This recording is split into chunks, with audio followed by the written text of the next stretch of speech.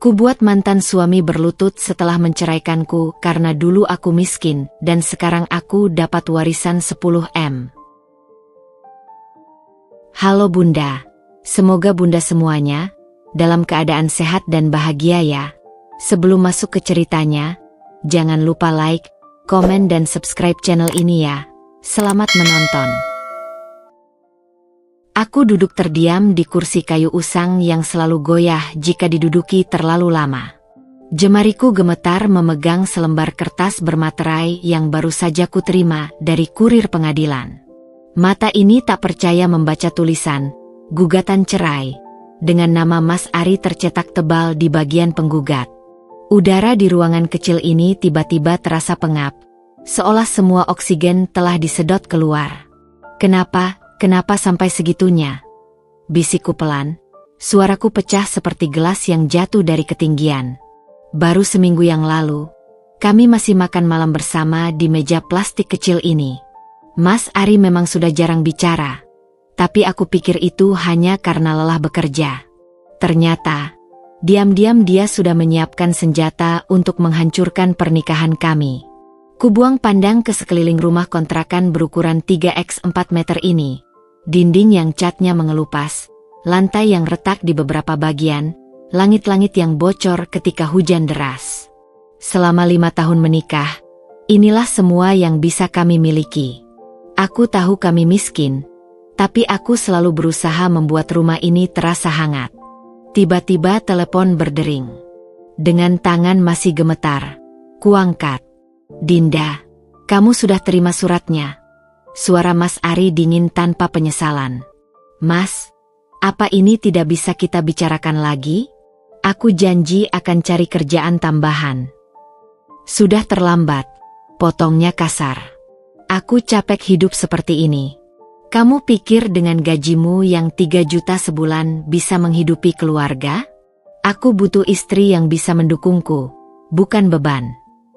Setiap katanya seperti pisau yang menyayat-nyayat jantungku. Air mata yang kutahan akhirnya meluncur deras. Tapi Mas, kita sudah berjanji. Janji tidak mengisi perut, Dinda. Pengadilan sudah menjadwalkan sidang pertama 2 minggu lagi. Aku harap kamu kooperatif. Blup. Dia menutup telepon begitu saja, meninggalkanku dengan rasa sakit yang tak terperi. Tubuhku lunglai, merosot ke lantai yang dingin. Aku memeluk lututku erat-erat, berusaha menenangkan diri yang sedang hancur berkeping-keping. Di luar, hujan mulai turun. Rintik-rintiknya mengetuk atap seng dengan suara berisik, seakan ikut menertawakan nasibku. Aku mengingat wajah Mas Ari 5 tahun lalu. Begitu hangat, begitu penuh cinta ketika meminangku di teras rumah orang tuaku yang sederhana. Yang penting kita bersama, Din. Harta bisa dicari, bisiknya waktu itu sambil mencium keningku. Tapi kini, kertas gugatan itu tergeletak di lantai, basah oleh air mataku. Materainya yang merah menyala terasa seperti cap kegagalanku sebagai istri. Aku menatapnya lama, perlahan menyadari satu hal. Mas Ari tidak lagi mencintaiku. Dan mungkin dia sudah lama tidak. Malam ini, udara terasa lebih dingin dari biasanya. Aku duduk di balkon kecil rumah kontrakan kami, menatap langit Jakarta yang tertutup polusi cahaya. Bintang-bintang tak terlihat, persis seperti kebahagiaan dalam hidupku yang perlahan menghilang. Di tanganku, segelas kopi hangat yang sudah setengah dingin, dan sebuah album foto usang yang kusimpan rapi di bawah tempat tidur.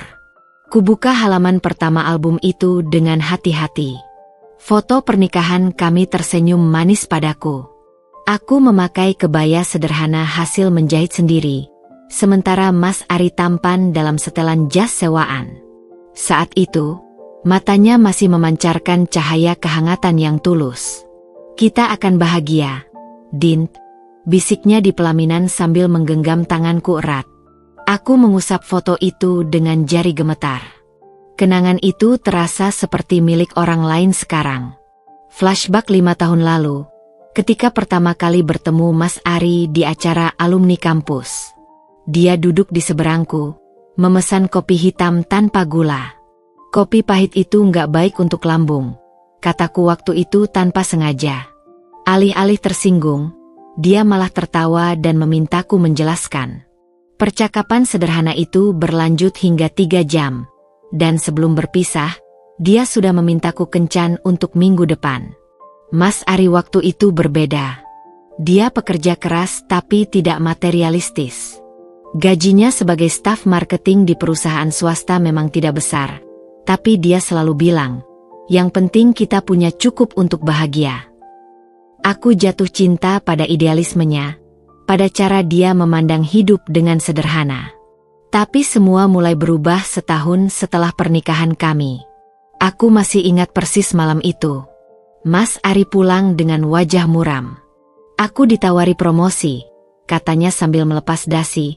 Tapi syaratnya istri harus bisa diajak ke acara perusahaan. Kenapa tidak?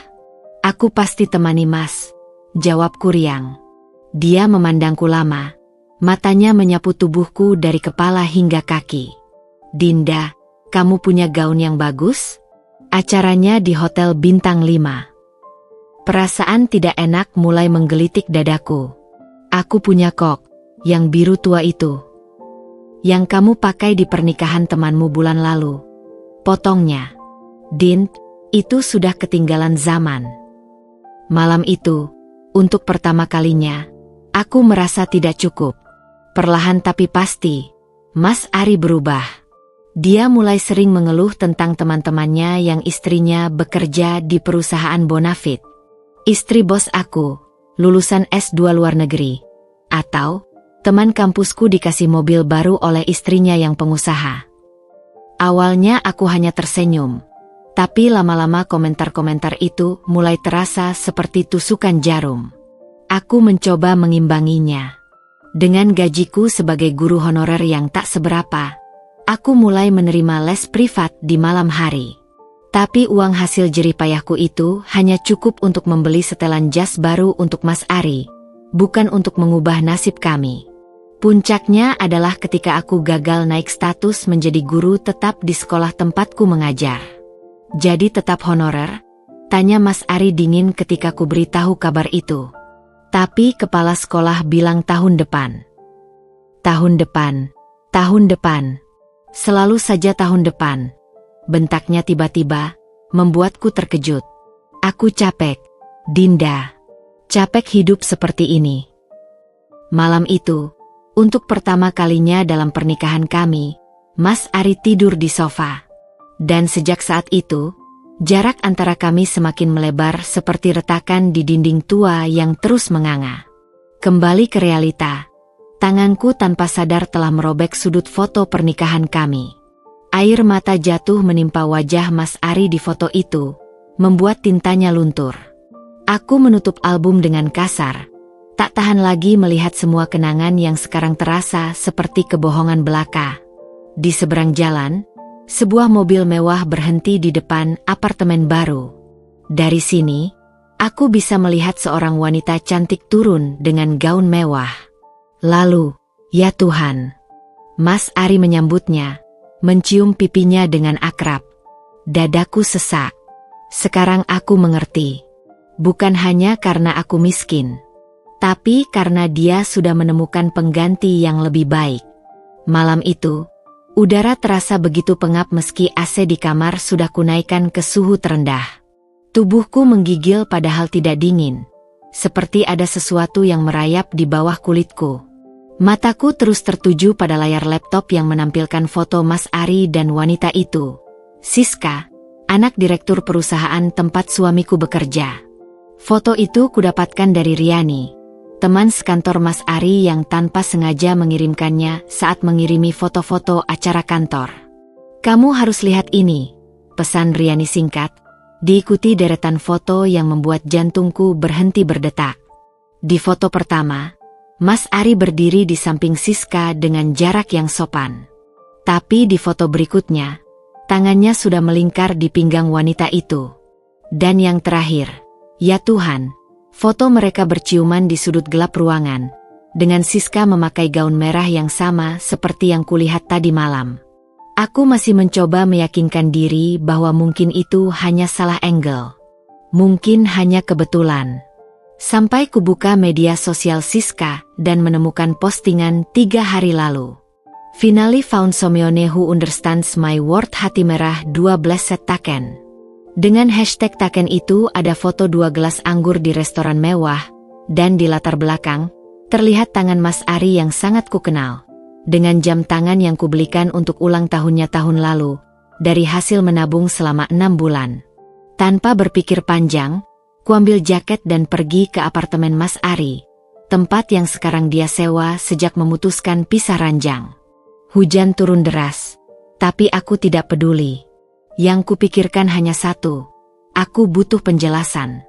Penjaga apartemen mengenaliku dan mengizinkanku naik.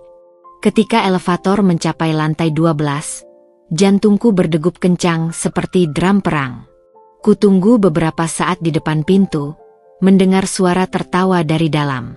Suara wanita. Dengan tangan gemetar, kubunyikan bel. Pintu terbuka, dan di sana berdiri Mas Ari dengan baju tidur yang kubelikan setahun lalu. Wajahnya berubah pucat. Dinda? Apa yang... Siapa itu? Teriakku, mendorongnya masuk. Di sofa, Siska sedang duduk santai dengan gaun tidur sutra yang mahal. Dia bahkan tidak terkejut melihatku. Oh, ini istri kamu ya? Katanya sambil menyeruput anggur. Mas, kamu bilang sudah urus perceraiannya kan? Melihat ekspresi Mas Ari saat itu adalah hal paling menyakitkan dalam hidupku. Tidak ada penyesalan. Tidak ada rasa bersalah. Hanya ketidaknyamanan karena ketahuan. Kamu seharusnya tidak datang ke sini, bisiknya sambil menarik lenganku ke koridor. Aku istrimu. Aku berhak tahu. Sudah selesai, Dinda. Kamu lihat sendiri kan? Dia menunjuk ke dalam. Siska bisa memberiku segalanya yang tidak bisa kamu berikan. Setiap katanya seperti pukulan. Jadi ini soal uang. Tentu saja soal uang. Hardiknya tiba-tiba. Aku lelah hidup pas-pasan. Lihat apartemen ini, sebulan 15 juta. Gajiku sekarang 30 juta berkat Siska. Kamu? Dengan gajimu yang 3 juta, butuh berapa tahun untuk sekali makan di restoran tempat kami biasa dating? Aku mundur perlahan, seperti tersadar akan sesuatu. 5 tahun pernikahan. Semua pengorbanan. Semua cinta. Dan ternyata, bagi Mas Ari, semuanya bisa diukur dengan angka. Ketika aku berbalik untuk pergi, Siska tiba-tiba berdiri di pintu. Mbak Dinda, ujarnya dengan senyum manis palsu. Mas Ari sudah cerita banyak tentang kamu. Maaf ya keadaan jadi seperti ini. Tapi business is business. Kamu tahu sendiri kan, di dunia ini yang kuat bertahan. Dia menyodorkan amplop coklat. Ini sedikit bantuan untuk proses perceraian. Betul kan Mas? Kamu butuh biaya pengacara. Amplop itu jatuh ke tanah ketika aku menepisnya. Uang-uang pecahan besar berhamburan di karpet mewah apartemen itu. Simpan uangmu, bisikku dengan suara serak. Aku tidak mau darahku ikut kotor karenanya. Di elevator turun, untuk pertama kalinya dalam sebulan terakhir, aku tidak menangis. Ada sesuatu yang lebih mengerikan dari kesedihan, amarah yang membara, dan tekad untuk membalas setiap penghinaan ini. Hari-hari setelah pertemuan itu terasa seperti berjalan di lorong gelap yang tak berujung. Aku terbangun setiap pagi dengan perasaan hampa, seolah tubuhku dipenuhi oleh sesuatu yang berat namun tak kasat mata. Langit di luar jendela selalu berwarna abu-abu, meski musim kemarau seharusnya telah tiba. Bahkan sinar matahari pun seakan enggan menyinariku. Kembali ke sekolah tempatku mengajar terasa seperti siksaan. Setiap tatapan kolega seolah berbisik, "Lihat itu, Dinda," ditelantarkan suaminya. Bahkan Bu Wati, kepala sekolah yang biasanya bersikap netral, kini memandangku dengan pandangan penuh belas kasihan yang membuatku mual. "Bu Dinda, kalau butuh cuti, silakan. Katanya suatu pagi sambil menepuk bahuku. Aku menggeleng, menggigit bibir bawahku sampai nyaris berdarah. Tidak perlu, Bu. Aku baik-baik saja. Tapi tentu saja aku tidak baik-baik saja. Malam-malam terasa paling menyiksa. Rumah kontrakan yang dulu terasa hangat kini berubah menjadi kuburan kenangan. Tempat tidur yang terlalu besar untukku sendiri, kursi makan yang hanya terisi satu, hingga cermin kamar mandi yang hanya memantulkan bayanganku yang sendirian. Aku mulai membenci benda-benda mati itu karena diam-diam mereka bersaksi tentang kegagalanku. Suatu malam, dalam keputusasaan, kuambil semua foto pernikahan kami dari dinding. Tapi ketika hendak kusobek, tanganku gemetar hebat. Aku terjatuh di lantai, merangkul album-album itu sambil menangis histeris. Suara tangisku yang pecah bergema di ruangan kosong, dijawab hanya oleh derit lantai kayu yang reot. Ibu mertuaku yang dulu selalu memujiku kini berubah 180 derajat. Kamu tahu, Dinda, katanya suatu sore saat aku mengunjunginya. Sebuah kewajiban yang masih kujalani meski hati remuk redam. Ari itu butuh istri yang bisa mendukungnya. Kamu lihat sendiri kan, teman-temannya sekarang pada sukses semua. Dia menyodorkan teh dengan gerakan anggun, cincin berlian di jarinya berkilau sinis.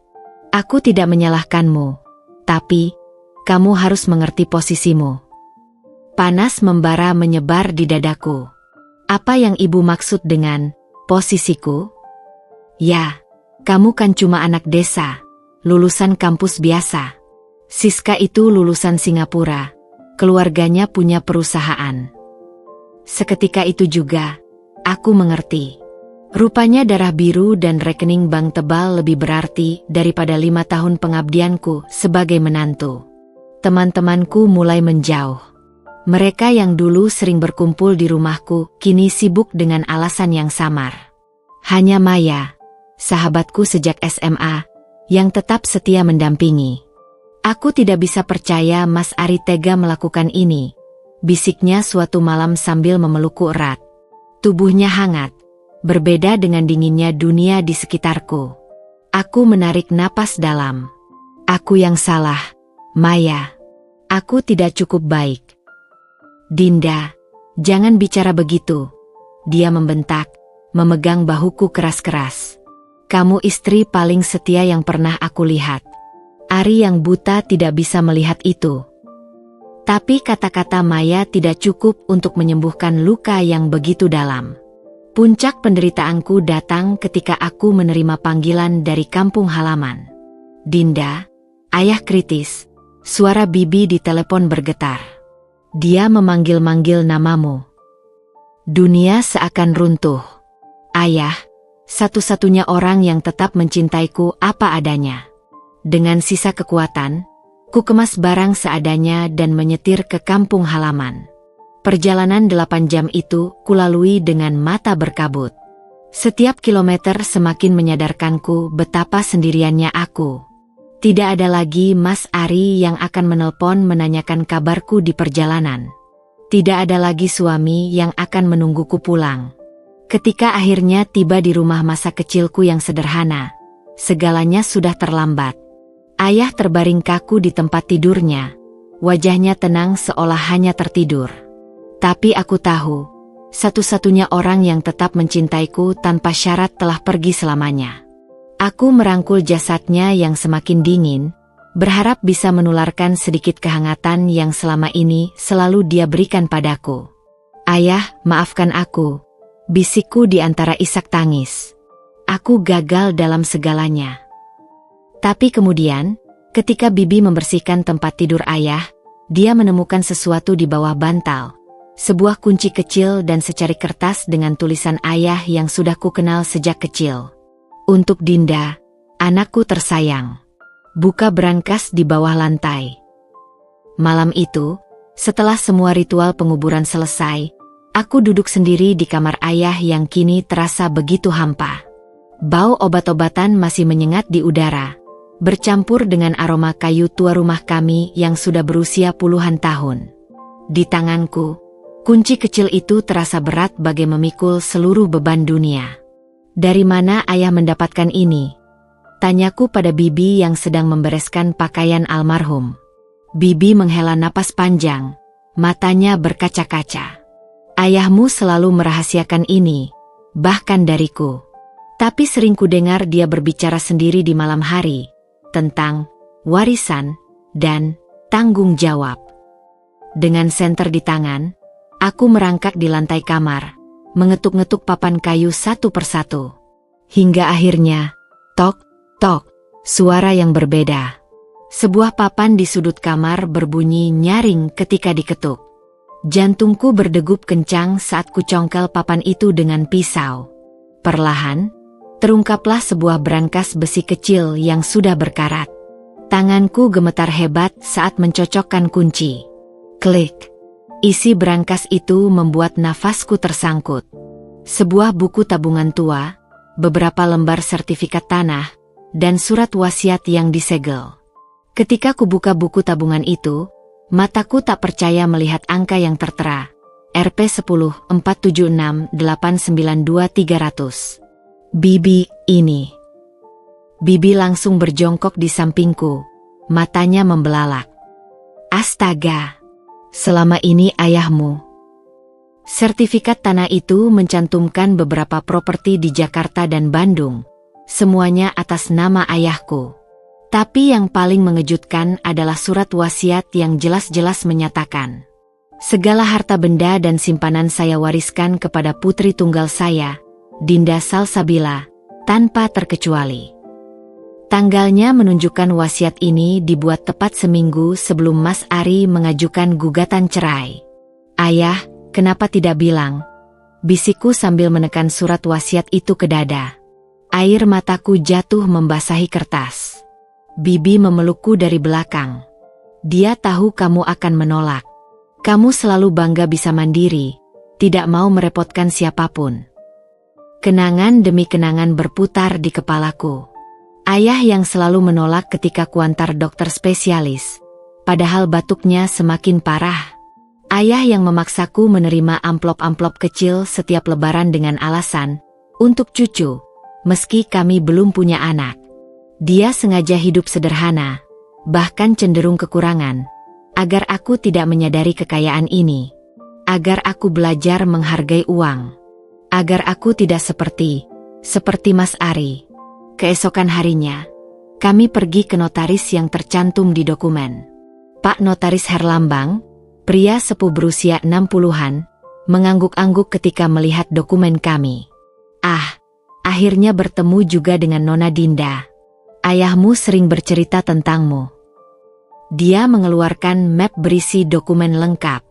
Ini semua asli. Total deposito dan investasi senilai 10,4 miliar. Belum termasuk 5 properti yang nilainya sekarang sekitar 35 miliar. Dunia berputar. Aku harus berpegangan pada meja agar tidak terjatuh. 35 miliar. Ya, Nona. Kebetulan tanah-tanah ini di lokasi strategis. Ayahmu membelinya puluhan tahun lalu saat harga masih sangat murah. Di tengah pertemuan itu, teleponku berdering. Nomor tak dikenal. Assalamualaikum. Ini Dinda, suara perempuan yang agak familiar. Ya, siapa ini? Ini Riani, dari kantor Mas Ari.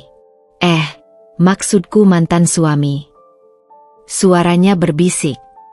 Dinda, kamu harus tahu. Mas Ari dan Siska sudah dapat kabar tentang warisanmu. Mereka dapat info dari notaris cabang di Jakarta. Darahku membeku. Bagaimana mereka? Siska ternyata punya koneksi di sana. Dinda, mereka sedang merencanakan sesuatu. Hati-hati. Sebelum sempat kutanya lebih lanjut, telepon sudah terputus. Pulang dari notaris, kepalaku pening memikirkan semuanya. Aku sekarang kaya raya, tapi juga dalam bahaya. Bibi memegang tanganku erat. Dinda, kamu harus waspada. Uang sebanyak ini bisa membangkitkan niat jahat orang. Matahari sore menyinari wajahku ketika ku keluarkan keputusan yang sudah matang. Bibi, aku butuh pengacara terbaik. Dan bodyguard. Senyum pertamaku sejak ayah meninggal merekah di bibir. Mas Ari mau main kotor? Aku akan bermain lebih baik. Matahari pagi menyinari ruang kerja mewah di lantai 25 gedung perkantoran Golden Tower. Aku duduk di hadapan dua orang yang akan menjadi senjata rahasiaku. Adrian Surya, pengacara perceraian tersohor dengan tingkat kemenangan 98%, dan Danar, mantan Kopassus yang kini menjadi kepala keamanan perusahaan konglomerat. Keduanya memandangku dengan tatapan profesional namun penuh rasa ingin tahu. Jadi, Ibu Dinda ingin membalikkan keadaan. Adrian membuka map berisi dokumen perceraianku. Matanya yang tajam menyapu setiap detail. Tidak hanya membalikkan, Pak Adrian. Tanganku mengepal di atas meja kayu mahoni. Aku ingin dia merasakan setiap tetes rasa sakit yang ditimpakanku. Danar mengangguk pelan. Kami bisa atur pengawasan 24 jam. Tapi untuk aksi lebih, perlu bukti kuat. Dari tas Hermes baruku, kusodorkan flash disk berisi rekaman percakapan Mas Ari dengan Siska yang berhasil kudapatkan dari temannya Riani. Ini cukup. Pertemuan itu menghasilkan rencana 3 tahap. Pertama, Adrian akan mengajukan gugatan balik dengan pasal perzinahan dan penganiayaan psikis. Dengan bukti ini, kita bisa mencegah dia mendapat bagian dari harta Anda, katanya sambil menunjuk pasal tertentu dalam UU Perkawinan. Kedua, Danar akan menyusupkan orang ke lingkungan Mas Ari. Kita perlu tahu setiap gerak-geriknya, ujarnya dengan suara serak karena rokok. Ketiga, dan ini yang paling kutunggu, operasi pembongkaran kebobrokan Mas Ari di perusahaan tempatnya bekerja. 2 minggu berlalu dengan pengumpulan bukti yang intensif. Suatu sore, Danar menelepon dengan suara tegang. Kita dapat emas, Bu. Ari kemarin malam meeting dengan vendor di Hotel Mandarin. Dia terima amplop. Jantungku berdetak kencang. Kamu rekam. Clear sekali. Bahwa dia mau approve proyek fiktif senilai 2 miliar dengan komisi 30%. Ini lebih dari yang kuharapkan. Bukan hanya perzinahan, tapi juga korupsi. Hari H sidang pertama tiba. Aku masuk pengadilan dengan dress hitam simple tapi elegan dari Maison Margiela, sepatu Louboutin, dan tas Birkin. Semua dibeli tunai seminggu sebelumnya. Tatapan Mas Ari dari seberang ruangan tak bisa menyembunyikan kejengahannya. Penggugat tetap pada posisi untuk bercerai, tanya hakim. Mas Ari berdiri dengan percaya diri. Ya, Yang Mulia. Pernikahan kami sudah tidak bisa diselamatkan. Lalu giliran Adrian yang berdiri. Yang Mulia, kami mengajukan gugatan balik dengan bukti baru. Dia menyodorkan berkas tebal berisi. 1. Rekaman percakapan mesra Mas Ari Siska. 2. Foto-foto mereka berdua di apartemen. 3. Bukti transfer uang dari Siska ke rekening Mas Ari. 4. Dan yang paling mematikan, rekaman korupsi itu. Wajah Mas Ari berubah pucat pasi. Sementara Siska yang duduk di belakang langsung bergegas keluar ruangan sambil memanggil seseorang di telepon. Di luar pengadilan, keributan terjadi. Seorang pria tinggi besar, ternyata ayah Siska, menampar Mas Ari hingga terjengkang. Dasar laki lacur. Mempermainkan anakku sambil korupsi. Aku hanya berdiri di balik jendela mobil Mercedes baruku, menyaksikan kehancuran mantan suamiku dengan perasaan campur aduk. Teleponku berdering. Bu, kita sudah bocorkan berita ke media, lapor Danar. Besok semua koran akan mengangkat kasus ini. Malam itu, untuk pertama kalinya sejak perceraian, aku tertawa lepas sambil menikmati segelas anggur Chateau Margaux 1982 di apartemen mewahku yang baru. Tapi ini baru permulaan. Pagi itu, aku duduk di balkon penthouseku yang menghadap langsung ke Bundaran Hai. menyeruput kopi Blue Mountain yang baru saja diseduh oleh asisten rumah tanggaku. Di tangan yang satunya, koran bisnis ternama terbuka lebar di halaman utama. Direktur Keuangan PT Bumi Sentosa terjerat kasus suap dan perselingkuhan. Foto Mas Ari yang sedang menunduk lesu di depan pengadilan memenuhi separuh halaman. Sementara di sudut kecil terlihat potret Siska yang berusaha menutupi wajahnya dengan tas Hermes. Teleponku berdering. Bu Dinda, ini Kepala HRD PT Bumi Sentosa. Suara di seberang sana terdengar resmi. Kami sudah memutuskan hubungan kerja dengan Bapak Ari atas pelanggaran kode etik. Kami juga ingin menyampaikan permohonan maaf atas. Tidak perlu, potongku halus sambil memainkan sendok perak kecil di atas meja. Saya hanya ingin memastikan proses hukum berjalan objektif. Setelah menutup telepon, aku menarik napas dalam. Seharusnya aku merasa puas, tapi yang ada justru sebuah kehampaan yang aneh. 5 tahun pernikahan berakhir dengan dia menjadi pecundang yang dipermalukan di media nasional. Minggu berikutnya, laporan dari Danar semakin mengukuhkan kejatuhan Mas Ari. Kondisinya menyedihkan. Bu, lapor mantan tentara itu melalui telepon. Dia diusir dari apartemen mewahnya, terpaksa ngontrak di daerah Cipinang. Mobilnya sudah disita Leasing karena telat bayar.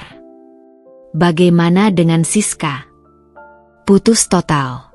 Katanya, ayah Siska sampai mengancam akan menghentikan tunjangannya kalau masih berhubungan dengan Ari. Aku memejamkan mata. Bayangan Mas Ari yang dulu selalu tampan dengan setelan jas Hugo Boss, kini mungkin sedang merangkul botol minuman murah di kamar kos-kosan yang pengap. Suatu sore, ketika aku sedang memeriksa dokumen renovasi sekolah gratis yang kubangun di daerah Depok, resepsionis mengabarkan ada tamu tak terduga. Ibu, ada Bapak Ari yang minta bertemu. Katanya sangat penting. Jantungku berdetak kencang. Sebulan sudah sejak sidang terakhir, dan kini dia berani muncul? Suruh masuk, ujarku sambil menyusun dokumen di meja, berusaha tampak tenang.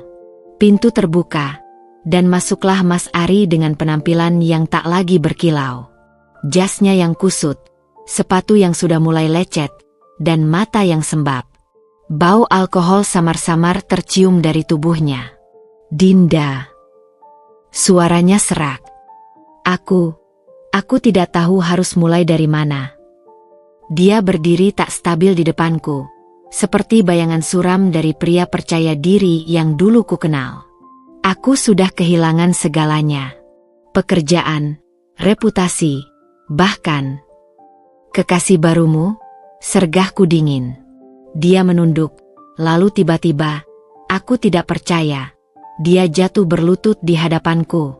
Tolong, Dinda, aku mohon. Tarik laporan ke polisi. Aku tidak akan kuat masuk penjara. Air matanya jatuh ke karpet persia mahal di ruanganku. Aku bersedia kembali, jadi suamimu lagi, apa saja. Perutku mual mendengarnya. 5 tahun lalu, aku mungkin akan meleleh melihatnya seperti ini. Tapi sekarang, kamu tidak pantas menyentuh kakiku, Ari, kataku dengan suara yang lebih dingin dari es. Apalagi menjadi suamiku lagi. Kubuka laci meja dan mengeluarkan amplop coklat tebal, mirip dengan yang dulu ditawarkan Siska padaku. Ini cukup untuk modal usaha kecil. Tapi ada syaratnya. Matanya berbinar penuh harap. Kamu harus menandatangani pernyataan bahwa kamu melepaskan semua hak atas properti dan hartaku, sekarang dan selamanya. Wajahnya berubah pucat. Dan satu lagi. Aku berdiri, menatapnya dari atas. Kamu harus mengakui di depan media bahwa semua tuduhan itu benar. Bahwa kamu memang pengkhianat, pecundang, dan pelacur, teriakku tiba-tiba, membuatnya terkejut. Ruanganku bergema dengan teriakan itu. Perlahan, aku melihat perubahan di wajahnya, dari penyesalan menjadi kemarahan. Dia bangkit berdiri, wajahnya memerah. Kau pikir dengan uangmu kau bisa menghinaku seperti ini? Aku hanya tersenyum, lalu menekan tombol kecil di bawah meja. 2 satpam langsung masuk. Tuan sudah melewati batas waktu kunjungan, kata salah satunya sambil memegang lengan Mas Ari. Sebelum dibawa keluar, dia masih sempat membentak. Ini belum berakhir, Dinda. Kau akan menyesal. Pintu tertutup, dan aku kembali ke kursiku dengan perasaan aneh. Sebagian dari diriku merasa puas, tapi sebagian lagi bertanya, apakah ini yang benar-benar kuinginkan?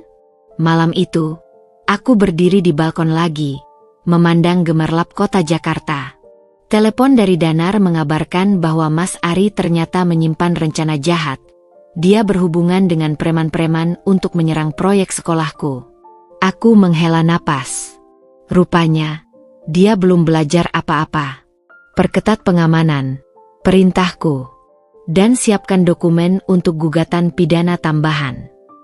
Sementara kota di bawahku terus berdenyut dengan kehidupan, aku menyadari satu hal, perang ini belum berakhir. Dan kali-kali, aku akan memastikan Mas Ari tidak bisa bangun lagi. Malam itu, hujan turun dengan derasnya, menampar kaca jendela penthouseku seperti ribuan jari tak kasat mata yang ingin masuk. Aku berdiri di depan kaca itu, memandangi bayangan diriku yang samar-samar tercermin di antara kilatan petir yang sesekali menyambar langit Jakarta. Wajahku terlihat lebih tua dari usia sebenarnya. Garis-garis kelelahan dan kepahitan mulai mengukir cerita di sudut mata dan bibirku. Telepon di tanganku masih memanas setelah percakapan panjang dengan Danar. Kami sudah mengamankan semua lokasi proyek sekolah, Bu. Ada 6 orang bersenjata yang mencoba menerobos pagar di Depok tadi malam, lapor mantan Kopassus itu dengan suara tegang. Apakah ada yang terluka? Tanyaku sambil menekan pelipis yang mulai berdenyut-denyut. Petugas kami menangkap 2 orang. Setelah diinterogasi, mereka mengaku dikirim oleh seseorang yang ciri-cirinya cocok dengan Pak Ari. Jantungku berdegup kencang. Jadi inilah balasannya? Setelah kuberi dia kesempatan untuk memulai hidup baru, malah dikirimkan preman untuk mengancam proyek sosialku? Esok harinya, aku memanggil Adrian ke rumah. Pengacara itu duduk di hadapanku dengan ekspresi serius sambil membolak-balik dokumen yang kubawa. Ini cukup untuk menjeratnya dengan pasal percobaan pembunuhan, katanya sambil menunjuk laporan medis atas salah seorang satpam yang terkena bacokan. Tapi saya khawatir ini akan menjadi pertarungan panjang, Bu Dinda. Mas Ari sekarang seperti binatang terpojok. Dia bisa melakukan apa saja. Aku menghela napas panjang, menatap lukisan abstrak di dinding yang tiba-tiba terasa sangat tidak berarti. Apa saranmu, Adrian?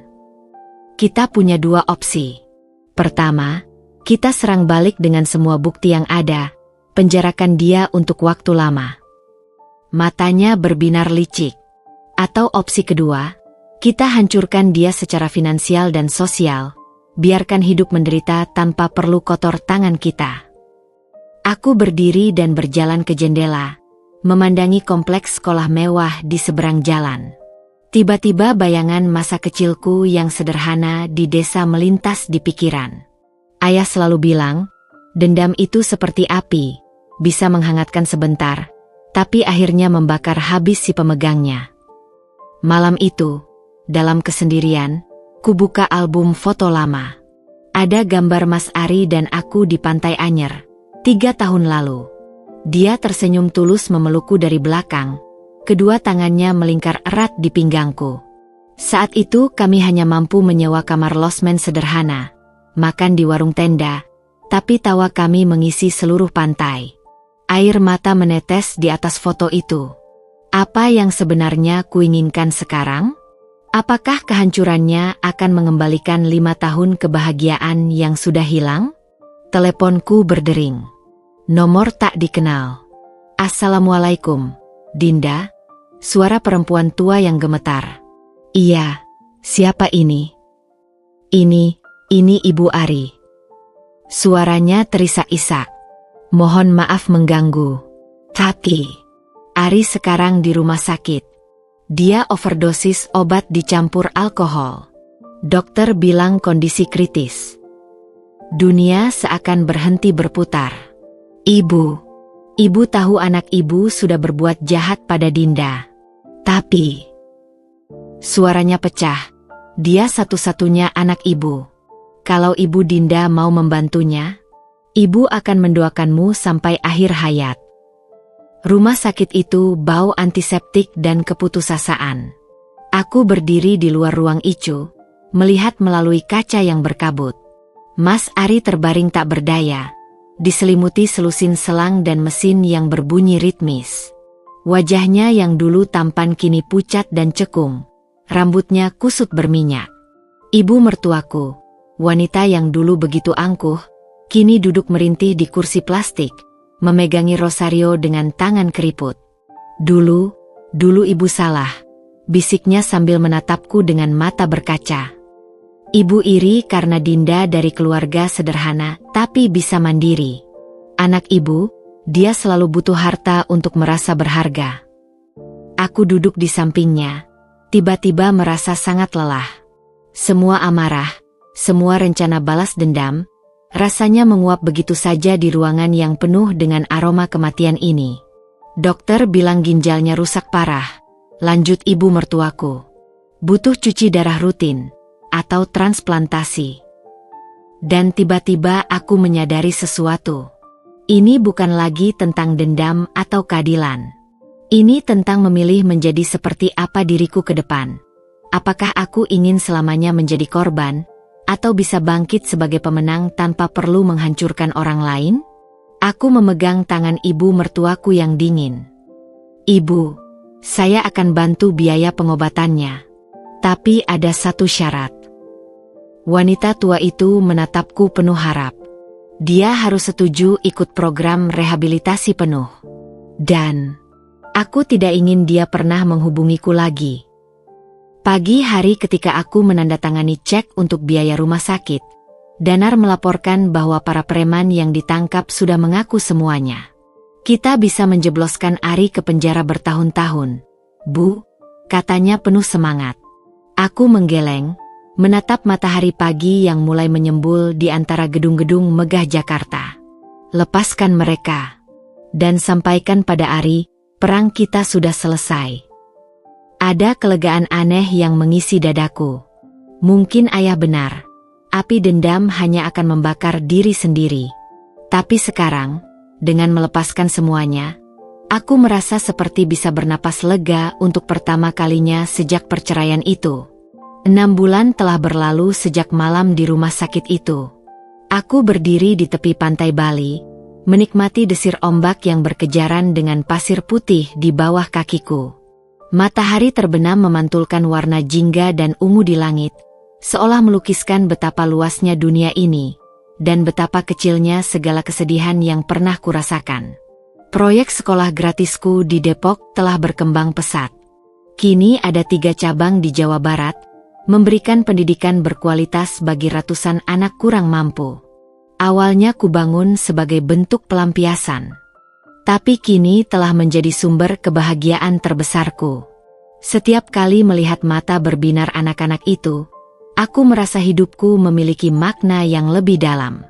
Minggu lalu, aku menerima surat dari rumah sakit. Mas Ari telah menyelesaikan program rehabilitasi dan transplantasi ginjalnya berhasil. Surat itu juga berisi sepucuk surat darinya, yang belum kubuka sampai sekarang. Sudah kubilang, kamu terlalu baik, ujar Maya sambil merebut kelapa muda dari tanganku dan menyeruputnya dengan lahap. Sahabatku ini dengan setia menemani liburanku di Bali. Aku hanya tersenyum, menatap horizon yang tak berujung. Bukan baik, Mei. Aku hanya memilih untuk tidak membiarkan dendam mengendalikan hidupku lagi. Menghela napas dalam, akhirnya kubuka surat itu. Isinya singkat. Dinda, aku tahu kata maaf takkan cukup. Tapi terima kasih telah menyelamatkan nyawaku. Aku akan mulai pekerjaan baru di Surabaya besok, jauh dari kehidupan lamaku. Doakan aku bisa menjadi manusia yang lebih baik. Ari. Surat itu kuremas pelan dan kubuang ke ombak yang datang menggulung. Kertas itu terseret air, menghilang di antara buih-buih putih, persis seperti kenangan pahit yang kubuang jauh dari hidupku. Malam itu, di restoran tepi pantai yang romantis, ada seseorang yang menungguku. Dr. Rendra, pria yang kutemu saat konsultasi tentang donasi untuk rumah sakit anak, berdiri dengan setelan linen putih sederhana. Senyumnya masih sehangat dulu, tidak seperti senyum palsu yang sering kulihat di kalangan jet-set Jakarta. Sudah kubilang, aku tidak butuh pengawal pribadi di Bali, godaku sambil duduk di depannya. Dia tertawa, matanya berbinar menangkap cahaya lilin. Ini bukan tugas, Dinda. Ini kencan. Makan malam itu berlangsung sempurna. Kami bercerita tentang impian, tentang kerja sosial, tentang harapan-harapan sederhana yang sering terlupakan dalam hiruk-pikuk kehidupan. Tidak ada kesombongan, tidak ada kepura-puraan. Untuk pertama kalinya sejak lama, aku merasa menjadi diriku sendiri, bukan Dinda si janda kaya, bukan Dinda korban perceraian, tapi justru Dinda yang seutuhnya. Kembali ke Jakarta, hidupku mulai berwarna lagi. Proyek-proyek sosialku berkembang, dan hubungan dengan Rendra pun semakin serius, meski kami sepakat untuk melangkah pelan-pelan.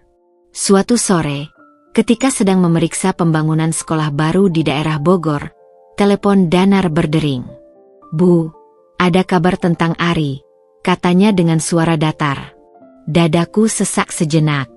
Dia hidupnya sekarang sederhana, kerja sebagai supervisor di pabrik garmen. Aku tersenyum. Bagus untuknya. Dan satu lagi, Siska kabarnya dipaksa menikah dengan anak konglomerat saingan ayahnya. Kubiarkan kabar itu berlalu begitu saja. Mereka sudah bukan bagian dari hidupku lagi. Sekarang, ketika aku berdiri di teras rumah baruku yang lapang, bukan rumah mewah penuh kemewahan, tapi rumah nyaman dengan taman luas tempat anak-anak sekolah gratisku sering berkunjung, aku menyadari satu hal. Kadang, keadilan terbaik bukanlah ketika musuh kita menderita, tapi ketika kita bisa benar-benar bahagia tanpa memikirkan mereka sama sekali. Dan untuk Dinda yang sekarang, kebahagiaan itu terasa begitu nyata. Pagi itu, kabut tebal masih menyelimuti kawasan puncak ketika aku melangkah keluar dari mobil mewahku menuju sebuah kafe kecil di tepi jalan. Udara sejuk menusuk tulang, tapi tidak semembeku hati Mas Ari yang sudah duduk menungguku di teras belakang. Wajahnya tertutup bayang-bayang kegagalan. "Kamu datang," ujarnya datar ketika aku mengambil kursi di seberangnya. Matanya yang dulu selalu berbinar kini redup, dikelilingi lingkaran hitam yang dalam. Aku menyilangkan tangan di atas meja kayu yang sudah lapuk. "Kamu minta ketemu, Ari. Apa yang mau kamu bicarakan?" Dia mengeluarkan setumpuk dokumen dari tas kumalnya. Surat gugatan cerai yang dulu dia ajukan, tapi sekarang dengan coretan-coretan dan stempel, ditarik kembali, di bagian atas. Aku mau memulai lagi, Din." Suaranya pecah, tangannya gemetar memegang gelas kopi yang sudah dingin. "Aku salah. Aku terbius janji Siska dan keluarganya. Tapi sekarang, aku tahu," potongku dengan suara yang lebih tenang dari yang kuduga. "Siska menikah dengan anak direktur saingannya minggu lalu. Dan kamu dipecat dari perusahaan setelah kasus suap itu terbongkar." Wajahnya berkerut seperti kertas yang diremas. Kamu tahu." Aku mengangguk perlahan, mengamati setiap kedip mata, setiap gurat penderitaan di wajahnya yang dulu sangat kukenal. "Aku selalu tahu segalanya tentangmu, Ari. Bahkan sebelum kamu menyadarinya sendiri." Pertemuan itu berlangsung 3 jam. Mas Ari mengeluarkan semua isi hatinya. Bagaimana Siska meninggalkannya setelah kasus korupsi terbongkar, bagaimana ibunya jatuh sakit karena malu, bagaimana dia harus menjual semua hartanya untuk membayar pengacara. "Aku tidak minta uangmu, Dinda," bisiknya sambil menatap tangannya yang kini kasar dan penuh kapalan. "Aku hanya ingin kamu tahu bahwa aku menyesal. Angin pagi berhembus membawa daun-daun kering berputar di sekitar kami. Aku menarik napas dalam, merasakan semua rasa sakit yang pernah kualami, semua air mata yang pernah kutumpahkan, semua malam-malam panjang yang kulewati sendirian. Kamu tahu, Ari, ujarku pelan sambil menatap matanya yang penuh penyesalan. Dulu aku selalu bermimpi mendengar kata-kata ini darimu. Tapi sekarang, aku berdiri, mengambil tas Hermisku dari sandaran kursi. Sekarang aku sudah berbeda. Dan kamu juga seharusnya begitu. Dia memandangiku dengan mata penuh harapan yang mulai pudar. Jadi, tidak ada kesempatan. Kesempatan untuk apa? Kembali ke kehidupan yang membuat kita berdua sengsara.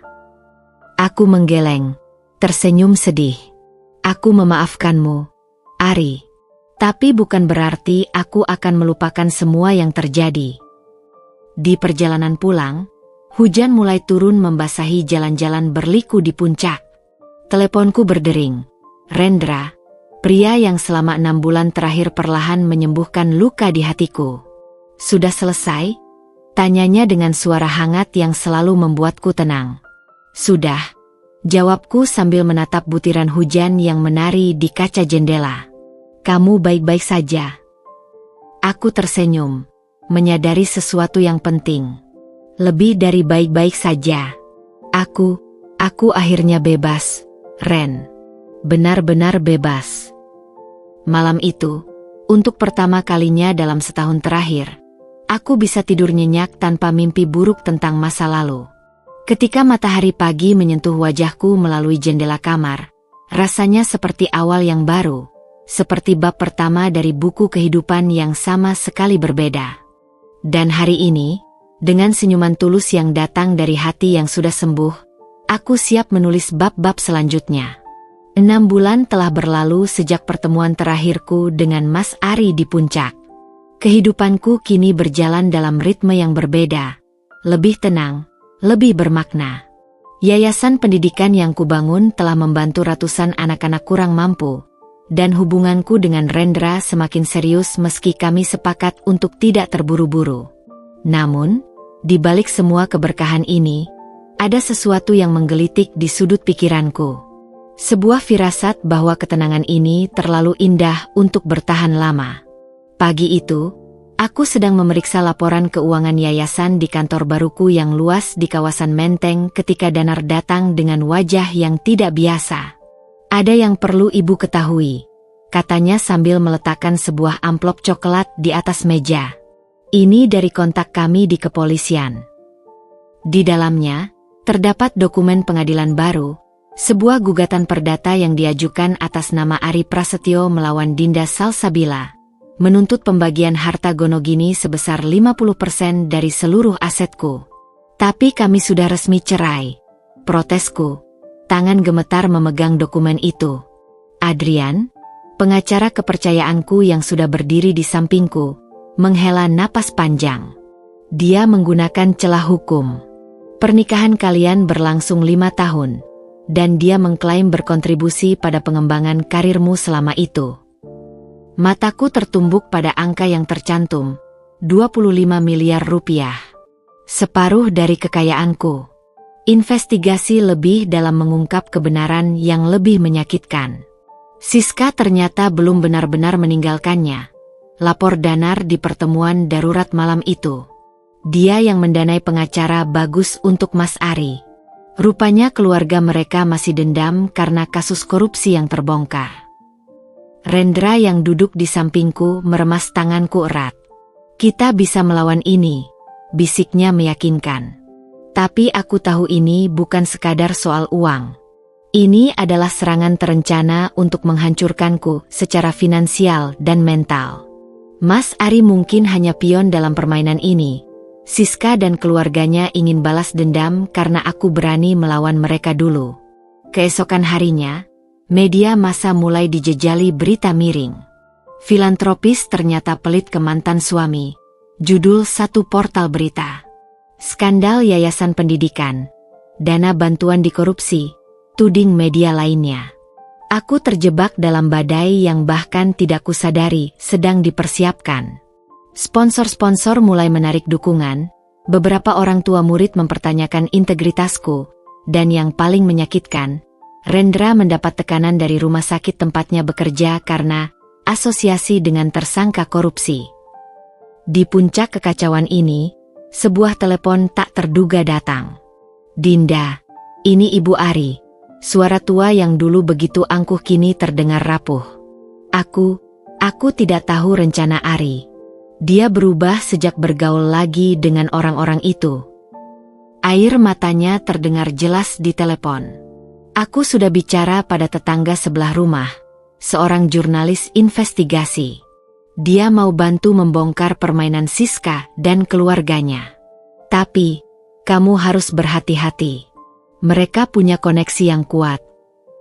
Malam itu, aku berdiri di balkon rumah, memandangi langit Jakarta yang tertutup smog. 5 tahun lalu, aku hanyalah seorang guru miskin yang diceraikan karena dianggap tidak berguna. Kini, aku menjadi target persekongkolan orang-orang berkuasa yang merasa terancam. Rendra datang dari belakang, menyelimuti bahuku dengan jaket. "Apa yang akan kamu lakukan?" Aku menarik napas dalam. Aku tidak akan lari. Tidak lagi. Di mataku sekarang, ada api yang berbeda dari dulu. Bukan amarah membara yang buta, tapi tekad baja dari seseorang yang tahu persis apa yang diperjuangkannya. Kali ini, aku akan melawan dengan cara yang lebih cerdas. Mereka mau perang? Baiklah. Tapi aku yang akan tentukan medan pertempurannya. Pagi buta, aku sudah duduk di ruang rapat bawah tanah yayasan bersama tim khusus yang kubentuk. Adrian si pengacara licik, Danar dengan jaringan intelijennya, serta Laras, seorang jurnalis investigatif yang diperkenalkan oleh ibu mertuaku. Peta jaringan kekuatan Siska terpampang di dinding, dihubungkan dengan benang-benang merah yang membentuk labirin konspirasi. Keluarga Siska mengendalikan 3 BUMT dan punya saham di 5 bank besar, ujar Laras sambil menunjuk dokumen. Tapi ada titik lemah, proyek reklamasi di Pantai Indah Kapuk yang didanai dengan uang hasil markup. Adrian mengetuk-nekuk meja dengan pensilnya. Jika kita bisa membuktikan mereka menggunakan uang negara untuk membiayai gugatan ini, kita bisa balik menyerang dengan pasal pencucian uang. Aku memandangi peta itu dengan perasaan campur aduk. Di titik ini, pertarungan sudah bukan lagi tentang uang atau dendam pribadi. Ini menjadi pertempuran melawan korupsi sistemik yang jauh lebih besar dari kisah perceraianku. 3 hari kemudian, badai media berbalik arah. Laras merilis artikel investigasi berjudul "Dana Reklamasi untuk Balas Dendam Pribadi", yang mengungkap transfer mencurigakan dari perusahaan keluarga Siska ke firma hukum Mas Ari. Tak sampai 6 jam, Komisi Pemberantasan Korupsi mengeluarkan pernyataan akan menyelidiki. Tapi keluarga Siska tidak tinggal diam.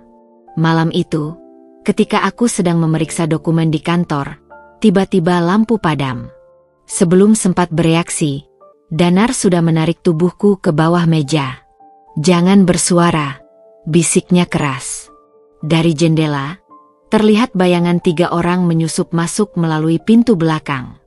Operasi penyelamatan Danar layaknya adegan film aksi. Dengan gerakan gesit, dia melumpuhkan 2 penyusup sambil membawaku keluar melalui jalur evakuasi rahasia. Yang ketiga berhasil kabur, tapi meninggalkan sesuatu. Sebuah alat perekam canggih yang sudah terpasang di bawah mejaku sejak seminggu lalu.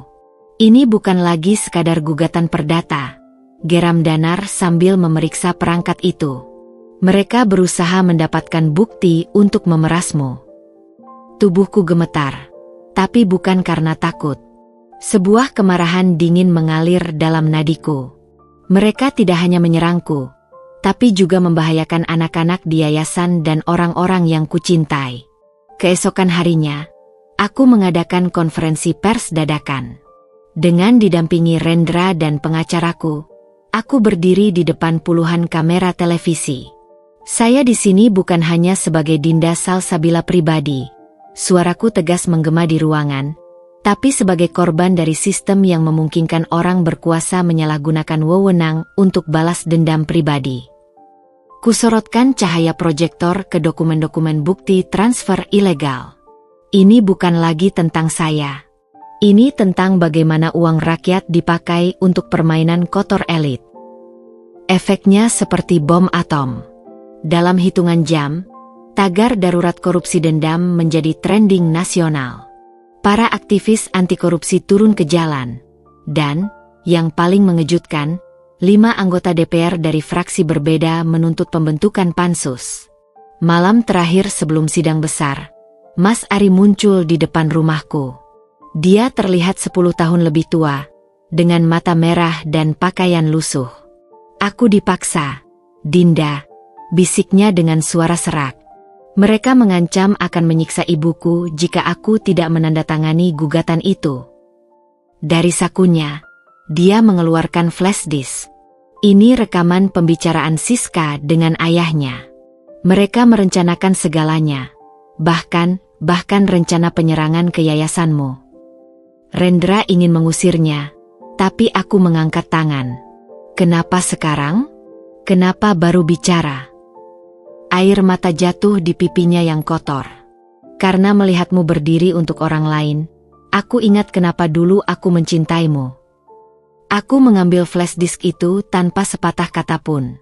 Malam itu, di ruang kerjaku, aku menangis. Bukan untuk Mas Ari, tapi untuk semua ilusi dan kenangan indah yang akhirnya pupus sepenuhnya. Sidang keesokan harinya berlangsung seperti pertempuran epik. Tim hukumku menghadirkan semua bukti, dari rekaman percakapan kotor sampai dokumen transfer ilegal. Keluarga Siska membawa 7 pengacara ternama, tapi satu persatu argumen mereka dipatahkan. Ketika hakim memutuskan untuk menolak seluruh gugatan Mas Ari dan merekomendasikan penyidikan terhadap keluarga Siska, ruangan sidang bergemuruh. Tapi aku hanya bisa duduk diam, merasakan sebuah bab kehidupan yang benar-benar berakhir. Di luar pengadilan, di bawah guyuran hujan lebat, seorang wanita tua berdiri memayungi ibu mertuaku. Kami bertatapan lama sebelum akhirnya dia mengangguk pelan, dan aku membalasnya dengan senyum kecil. Perang ini mungkin sudah berakhir, tapi pertempuran besarku untuk membangun warisan yang bermakna baru saja dimulai. 6 minggu setelah kemenangan di pengadilan, kehidupan seharusnya kembali tenang. Tapi alam semesta rupanya punya rencana lain. Aku berdiri di depan puing-puing gedung Yayasan Pendidikan di Depok yang hangus terbakar, menatap arang hitam yang masih mengepulkan asap. Bau hangus menusuk hidung, bercampur dengan aroma hujan yang baru saja reda. Ini jelas pembakaran sengaja, lapor Kepala Satpam dengan suara parau. Mereka masuk lewat jendela belakang, menyiram bensin di perpustakaan dan ruang komputer. Tanganku mengepal erat. Tidak ada yang tersisa dari ribuan buku, puluhan komputer, dan semua hasil karya anak-anak selama setahun terakhir. Tapi yang paling menyakitkan, lukisan dinding besar di lobi, karya bersama semua siswa, kini hanya tinggal coretan hitam di dinding yang retak. Investigasi mengarah pada kelompok preman bayaran. Tapi Danar menemukan jejak yang lebih dalam. Ada transaksi mencurigakan dari rekening Shell Company di Kepulauan Kaiman, katanya sambil menyerahkan dokumen. Tapi yang menarik, ini bukan dari keluarga Siska. Mataku menyempit membaca nama di dokumen itu. PT Bumi Sentosa, tempat Mas Ari dulu bekerja. Danar mengangguk. Ternyata selama ini ada konflik internal di perusahaan itu. Beberapa direktur tidak suka dengan proyek sekolah kita karena mengancam bisnis bimbingan belajar mereka. Aku terjatuh di kursi. Jadi ini bukan lagi balas dendam pribadi, tapi pertarungan bisnis kotor? Anak-anak yatim dan kurang mampu hanya menjadi korban permainan orang-orang rakus yang tidak mau kehilangan keuntungan? Keesokan harinya, media dihebohkan dengan video viral yang kurekam sendiri. Dengan latar belakang puing-puing hangus, aku berbicara lantang. Mereka membakar gedung, tapi tidak bisa membakar semangat kami. Hari ini, Kita akan membangun kembali, lebih besar, lebih kuat. Video itu diakhiri dengan tantangan terbuka. Untuk PT Bumi Sentosa, kalau memang tidak terlibat, buktikan dengan membantu kami membangun kembali. Atau diam saja, dan dunia akan tahu siapa sebenarnya yang berdiri di balik semua ini. Efeknya langsung terasa. Saham PT Bumi Sentosa anjlok 15% dalam sehari. Para orang tua murid menggelar aksi damai di depan kantor pusat mereka. Dan yang paling mengejutkan, 2 direktur perusahaan itu mengundurkan diri dengan alasan perbedaan visi. Tapi kemenangan kecil ini dibayar mahal. Malam itu, ketika aku sedang bekerja larut di kantor sementara, Rendra datang dengan wajah pucat. "Dinda, aku harus bicara sesuatu." Dia duduk di depanku, tangannya gemetar memegang segelas air. Aku mendapat surat ancaman. Mereka punya foto-foto intim masa laluku, dari sebelum kita bertemu. Jika tidak melepaskanmu, foto-foto itu akan disebar. Dunia seakan berhenti berputar. Siapa yang? Entahlah. Tapi yang jelas, mereka mempelajari kelemahan setiap orang di sekitarmu. Matanya basah. Aku mungkin harus menjauh sementara. Aku menarik napas dalam. Ini bukan lagi serangan terhadap properti atau reputasiku. Ini serangan terhadap setiap ikatan emosional yang kumiliki. Di tengah semua kekacauan ini, kejutan datang dari arah tak terduga. Seorang kurir mengantarkan paket besar, berisi kumpulan buku-buku bekas yang masih bagus. Catatan kecil tertempel di atas. Untuk anak-anak di yayasan. Maaf tidak bisa membantu lebih banyak. Ari. Buku paling atas adalah novel Laskar Pelangi. Buku yang sering kubacakan untuk Mas Ari dulu ketika kami masih miskin dan hanya bisa numpang baca di toko buku. Air mataku jatuh di sampul buku itu. Dalam kesendirian ruang kantor, untuk pertama kalinya sejak kebakaran, aku menangis. Bukan karena kelemahan, tapi karena menyadari betapa rumitnya hidup ini, betapa berlapis-lapisnya kebenaran dan pengkhianatan. Fajar menyingsing ketika keputusan akhirku matang. Dengan bantuan tim hukum, kususun pengaduan resmi ke Komisi Pengawas Persaingan Usaha. Bukan hanya tentang kebakaran, tapi juga praktik monopoli pendidikan yang dilakukan konglomerat-konglomerat itu selama bertahun-tahun. Bersamaan dengan itu, kukirim pesan kepada Rendra. Aku mengerti keputusanmu. Tapi ketahuilah, tidak ada masa lalumu yang bisa mengubah caraku memandangmu. Jika harus berpisah, aku hormati itu. Tapi jika kamu memilih bertahan, kita akan hadapi ini bersama. Dan untuk Mas Ari, kulewatkan pesan melalui ibunya. Terima kasih untuk buku-bukunya. Aku harap suatu hari nanti kamu bisa datang sendiri dan melihat bagaimana warisan kebaikanmu tumbuh di antara puing-puing. Kabut tebal menyelimuti kompleks yayasan pagi itu ketika rombongan Komisi Pengawas Persaingan Usaha, KPPU, tiba untuk melakukan pemeriksaan. Aku menyambut mereka dengan dokumen-dokumen yang sudah disusun rapi oleh tim hukum. Sementara di luar pagar, puluhan anak didikku berdiri dengan spanduk bertuliskan, "Pendidikan bukan untuk dimonopoli." Mata mereka yang penuh harap menyiratkan keberanian yang membuat dadaku sesak. Kami menemukan pola menarik, ujar ketua tim KPPU sambil menunjuk grafik di layar laptop. PT Bumi Sentosa menguasai 78% pasar bimbingan belajar di Jawa Barat melalui praktik predator preaching, menjual rugi sampai pesaing kecil gulung tikar. Tiba-tiba, pintu ruangan terbuka dengan kasar. Danar masuk dengan wajah pucat. "Bu Dinda, ada situasi darurat. Mereka menyandera 3 siswa kita." Kejadian itu berlangsung seperti mimpi buruk. 3 anak binaan yayasan, Rian, Siti, dan Adi, diculik sepulang les malam sebelumnya. Pagi ini, sebuah paket misterius tiba di yayasan berisi seragam sekolah mereka yang robek dan rekaman suara penuh ancaman. "Bubarkan yayasan atau kami kembalikan mereka dalam peti." Aku terjatuh di kursi, Seluruh tubuhku gemetar. Ini bukan lagi soal uang atau dendam. Mereka bermain dengan nyawa anak-anak tak bersalah. Polisi segera bergerak. Tapi aku tahu ini pertarungan yang tidak bisa hanya diserahkan kepada mereka. Dengan tangan gemetar, kuhubungi nomor darurat yang diberikan oleh kontak Danar di dunia bawah. Malam itu, di sebuah gudang tua di kawasan industri Bekasi, operasi penyelamatan berlangsung. Dari dalam mobil pengintai, aku menyaksikan Danar dan 5 orang timnya, mantan Kopassus semua, menyusup seperti bayangan. Ada tembakan, teriakan, lalu keheningan.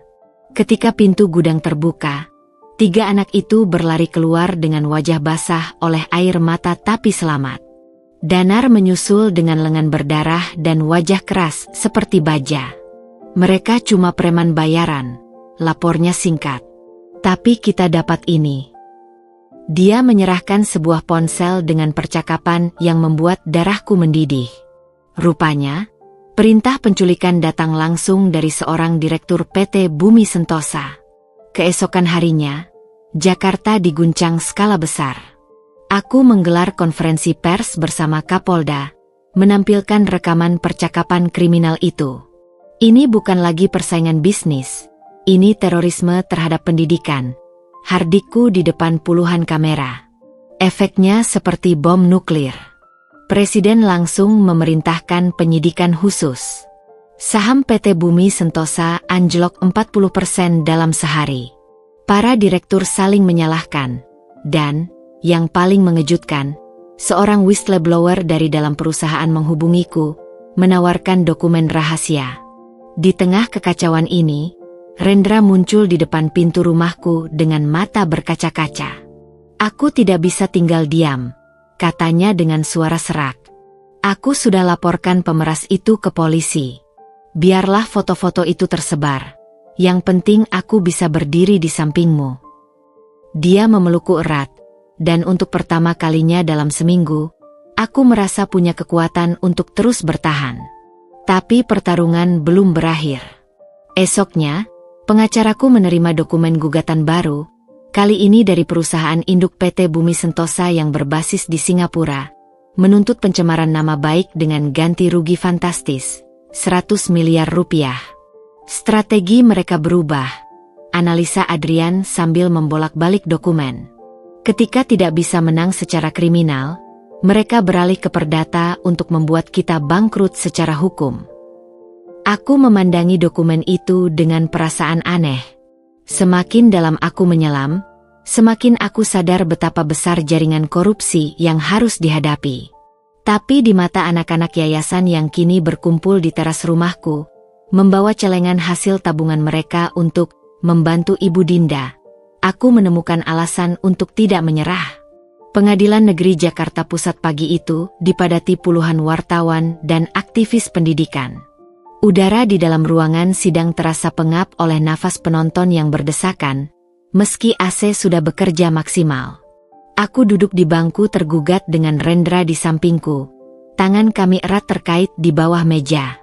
Di seberang, 3 pengacara dari firma ternama Singapura bersiap dengan dokumen-dokumen mereka yang berbahasa Inggris, didampingi oleh tim hukum lokal PT Bumi Sentosa.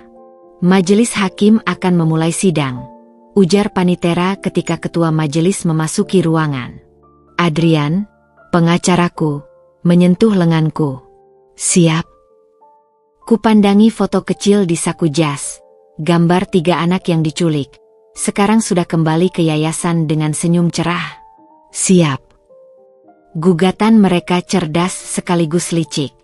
Dengan bahasa hukum yang berbelit, pengacara Singapura itu berargumen bahwa investigasiku terhadap PT Bumi Sentosa telah menyebabkan kerugian bisnis besar bagi perusahaan induk mereka. Mereka menampilkan grafik-grafik penurunan saham dan analisis dampak ekonomi yang membuat sebagian hadirin mengangguk-angguk. Ketika giliran pembelaan kami, Adrian bangkit dengan tenang. Yang mulia, jika berbicara tentang kerugian, izinkan saya menunjukkan kerugian sebenarnya. Layar di dinding sidang menampilkan video. Anak-anak dari keluarga miskin di pelosok negeri yang harus berjalan 10 km ke sekolah karena tidak mampu membayar bimbel. Wajah-wajah guru honorer yang digaji Rp500.000 per bulan. Data-data monopoli pendidikan yang membuat biaya kursus melambung tinggi. Klien saya tidak merugikan siapapun. Dia justru mengembalikan hak pendidikan yang dicuri oleh praktik monopoli. Suara Adrian menggema di ruangan yang kini senyap. Di luar dugaan, saksi kunci mereka, seorang direktur PT Bumi Sentosa, justru berbalik memberi kesaksian yang meruntuhkan posisi mereka sendiri. Saya dipaksa untuk berbohong, ujarnya dengan suara bergetar. Atasan saya di Singapura menyuruh memalsukan dokumen. Ruang sidang gempar. Hakim harus mengetukkan palu berulang kali. Aku menoleh ke belakang, melihat seorang pria tak dikenal di bangku penonton memberi kode pada Danar. Whistleblower itu? Ketika sidang istirahat, sebuah kejutan lain menungguku di koridor. Mas Ari berdiri di sana, mengenakan kemeja sederhana dengan lengan kanan digips. Aku datang karena... Suaranya tercekat, karena aku punya ini. Dia menyodorkan flash disk. Rekaman percakapan direktur utama dengan pengacara Singapura. Mereka merencanakan semua ini, termasuk cara untuk memanipulasi hukum Indonesia. Mataku berkaca-kaca. Kenapa kamu lakukan ini? Karena melihatmu berjuang untuk anak-anak itu. Dia menunduk. Aku ingat mimpi-mimpi kita dulu. Tentang mendirikan sekolah gratis jika suatu hari kita kaya. Sidang dilanjutkan dengan bukti-bukti baru yang mengguncang. Rekaman itu mengungkap rencana kotor untuk tidak hanya menghancurkanku, tetapi juga melemahkan sistem pendidikan Indonesia agar bisa dikuasai asing. Bahkan hakim terlihat syok mendengar isi percakapan tersebut. Ketika pengacara Singapura itu protes atas keabsahan bukti, Adrian dengan dingin membacakan pasal tentang whistleblower protection. Yang mulia, ini bukan lagi perkara perdata biasa. Ini tentang kedaulatan negara. Keputusan akhir diumumkan keesokan harinya. Seluruh gugatan ditolak. Tidak hanya itu, Majelis Hakim merekomendasikan penyidikan terhadap PT Bumi Sentosa dan firma hukum Singapura tersebut. Di luar pengadilan, kerumunan wartawan mengepungku. Tidak ada kemenangan pribadi di sini, kataku ke mikrofon-mikrofon yang mengarah. Ini kemenangan setiap anak Indonesia yang berhak atas pendidikan terjangkau. Rendra memeluk bahuku bangga, sementara di kejauhan, kulihat Mas Ari pergi diam-diam. Mungkin untuk terakhir kalinya. Malam itu, di rumah kami yang sederhana, Rendra dan aku duduk di teras memandangi bintang. Kamu sadar tidak, semua ini dimulai dari perceraianmu, ujarnya sambil memegang tanganku. Aku tersenyum getir. Dunia memang aneh. Dari puing-puing pernikahan yang gagal, lahir perjuangan yang lebih besar. Telepon Danar menginterupsi keheningan. Bu, ada perkembangan baru. Pemerintah Singapura membekukan aset perusahaan induk mereka. Dan ada tawaran dari Kementerian Pendidikan untuk mengembangkan model yayasanmu ke seluruh Indonesia. Air mataku jatuh. Setelah semua pertempuran, akhirnya cahaya mulai terlihat. 2 tahun telah berlalu sejak kemenangan besar di pengadilan.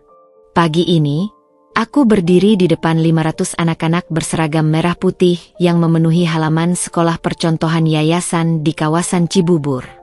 Bangunan 3 lantai dengan taman literasi dan laboratorium canggih ini adalah yang ke-17 dibangun di seluruh Indonesia, jauh melampaui mimpi terliarku dulu. Selamat pagi, Bu Dinda, seru mereka kompak, mata-mata kecil itu berbinar penuh semangat. Suara mereka menggema di dadaku, mengingatkanku pada perjalanan panjang yang membawaku ke sini, dari istri yang diceraikan karena dianggap tak berguna, menjadi bagian dari gerakan pendidikan nasional. Pembangunan sekolah-sekolah ini tidak lepas dari dukungan Rendra yang tak pernah goyah. Pria itu kini berdiri di sampingku dengan balutan kemeja putih sederhana. Tersenyum bangga menyaksikan anak-anak binaan kami unjuk kebolehan dalam pentas seni. Kamu ingat enggak? Bisiknya sambil memegang pundakku. 2 tahun lalu kita cuma punya satu gedung yang separuhnya terbakar. Aku memandanginya, masih tak percaya bagaimana kehidupan bisa berubah begitu cepat. Dan sekarang kita punya 17 plus 1 di Timor Leste. Perkawinan kami 6 bulan lalu menjadi penutup yang sempurna untuk semua luka di masa lalu. Bukan pernikahan mewah seperti yang pernah kudambakan di masa muda, tapi upacara sederhana di tengah anak-anak yayasan yang dengan polosnya bertanya, "Kalau Ibu Dinda sudah nikah sama Pak Dokter, nanti kita boleh panggil Papa enggak?" Kejutan datang siang itu ketika seorang kurir mengantarkan paket besar. Di dalamnya, ada koleksi lengkap ensiklopedia anak-anak dan surat singkat. "Untuk sekolah-sekolahmu. Aku bangga melihat semua yang kau capai." Ah, Rendra memelukku dari belakang. "Dari Mas Ari." Aku mengangguk, menyimpan surat itu dengan perasaan damai. Beberapa bulan setelah sidang, kabar sampai kepadaku bahwa dia membuka usaha kecil-kecilan di Surabaya bersama perawat yang merawatnya dulu. Hidupnya sederhana, tapi katanya lebih tenang dari sebelumnya. Malam harinya, di acara syukuran ulang tahun yayasan, Menteri Pendidikan secara resmi mengumumkan program Sekolah Cerdas Bangsa. Adaptasi dari model yayasan kami yang akan direplikasi ke 100 titik di daerah tertinggal. Bu Dinda telah membuktikan bahwa pendidikan berkualitas bisa diakses semua kalangan, ujarnya di depan tamu-tamu penting. Tapi sorak-sorai paling keras justru datang dari sudut ruangan, di mana Danar dan tim Satpam Yayasan berdiri dengan mata berkaca-kaca. Mereka, para mantan tentara yang dulu hanya mengandalkan kekuatan fisik, kini menjadi tutor literasi digital untuk anak-anak jalanan. Di tengah kemeriahan, seorang wanita tua menyentuh lenganku pelan. Ibu mertuaku, kini rambutnya sudah sepenuhnya putih, berdiri dengan bantuan tongkat. "Dinda, aku mau minta maaf." Suaranya hampir tak terdengar di keramaian. "Aku salah tentangmu." Kupandangi wajahnya yang keriput, menyimpan begitu banyak penyesalan. "Sudah lama saya maafkan, Bu. Lagi pula ibu sudah dari lama meminta maaf." Dia mengeluarkan sebuah kalung emas antik, warisan keluarganya. "Untuk cucu pertamamu nanti. Biarlah ini menjadi tanda bahwa dalam silsilah keluarga kami, ada namamu yang tertulis dengan tinta emas." Ketika pesta usai dan semua tamu pulang, aku berdiri di balkon rumah kami yang sekarang, memandangi kompleks yayasan di seberang jalan yang masih terang oleh lampu-lampu.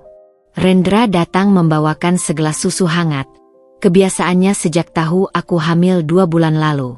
"Apa yang kamu pikirkan?" Aku menyandarkan kepala di bahunya yang kokoh.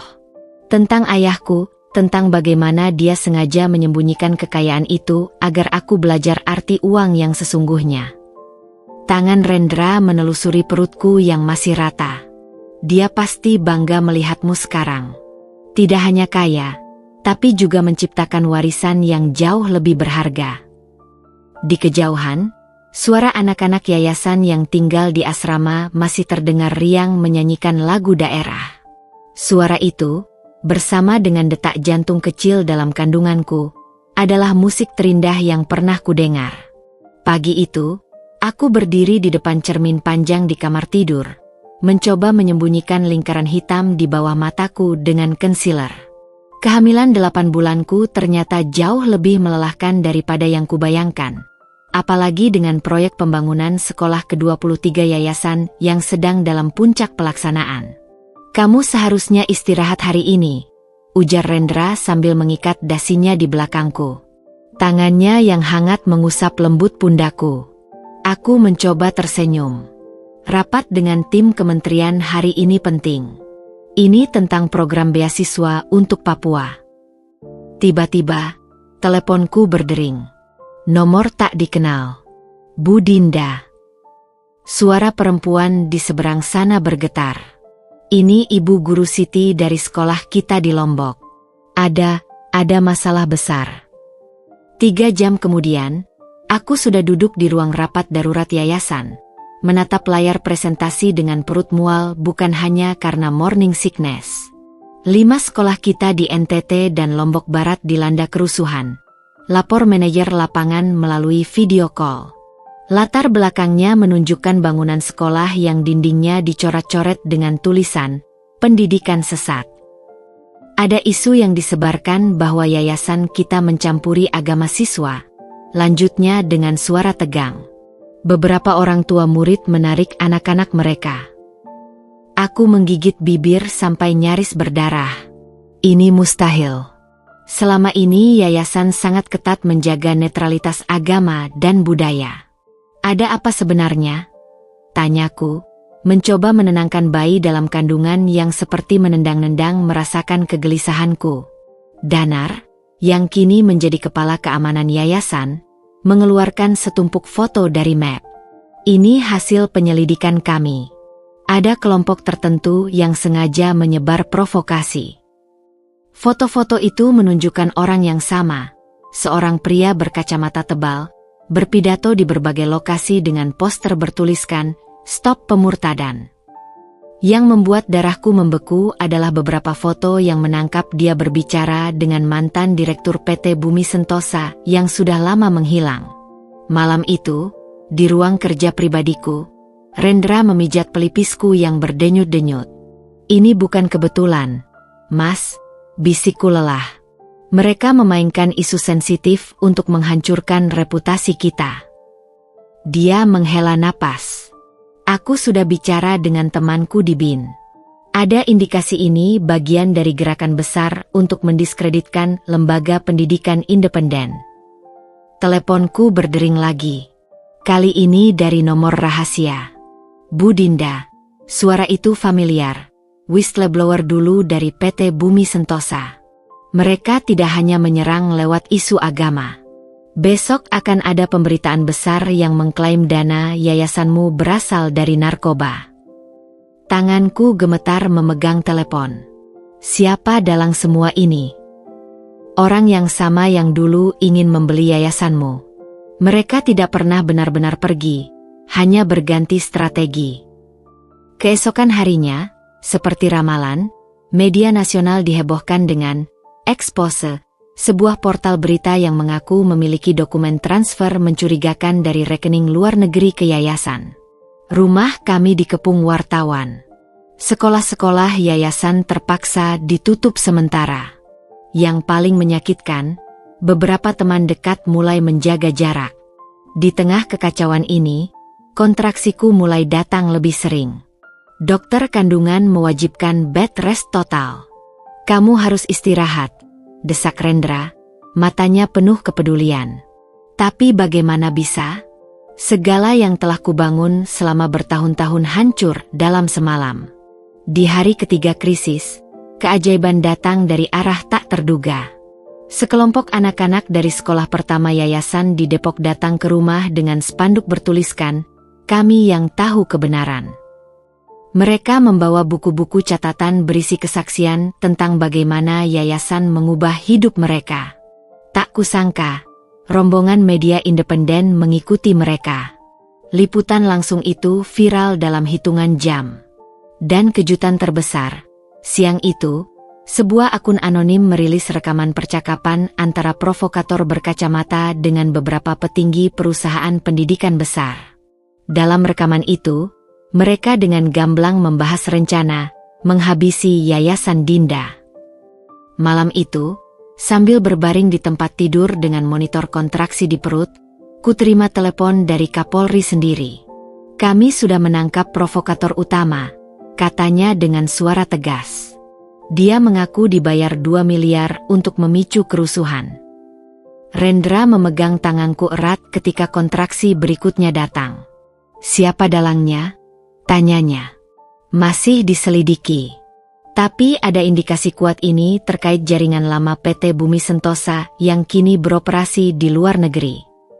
Sebelum sempat merespon, rasa sakit yang tajam menyergap perutku. "Mas, ini bukan kontraksi biasa. Aku harus ke rumah sakit sekarang." Di ambulans yang melaju kencang, antara rasa sakit dan ketakutan, pikiranku justru jernih. Musuh-musuh itu mungkin bisa menyerang reputasiku, tapi mereka tidak akan pernah bisa menghapus jejak kebaikan yang sudah tertanam di hati anak-anak itu. Dan ketika ambulans berbelok menuju rumah sakit, dari jendela kulihat sekelompok anak-anak yayasan masih berjaga di depan rumah kami dengan lilin-lilin. Berjaga untukku, seperti aku dulu berjaga untuk mimpi-mimpi mereka. Rasa sakit yang menusuk-nusuk seperti pisau tajam di perutku seakan menjadi teman setia selama perjalanan ambulans yang terasa tak berujung. Rendra memegang erat tanganku yang basah oleh keringat dingin. Wajahnya pucat namun berusaha tetap tenang untukku. Di luar jendela, lampu jalan berkelebat seperti bintang-bintang yang jatuh, sementara suara sirine memecah kesunyian malam. "Tahan, Dint. Sebentar lagi sampai," bisik Rendra sambil menyeka dahiku yang terus mengucur. Tapi yang kutakutkan bukanlah rasa sakit melahirkan, melainkan nasib yayasan yang sedang dikoyak-koyak fitnah, nasib ratusan anak yang mungkin kehilangan tempat belajar, dan mimpi-mimpi besar yang kami bangun bertahun-tahun. Kontraksi berikutnya datang lebih kuat, membuatku menjerit kecil. Ruangan bersalin RSIA Kartini terasa seperti medan perang pribadiku. Dokter dan perawat bergegas mempersiapkan segala sesuatu.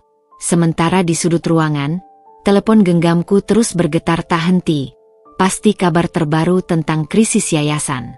"Bu Dinda harus fokus sekarang," kata dokter kandunganku dengan tegas. "Bayinya stres, kita perlu tindakan cepat." Rendra mengangguk, tapi matanya berkaca-kaca. "Aku akan urus semuanya. Kamu hanya perlu berjuang untuk calon ibu ini."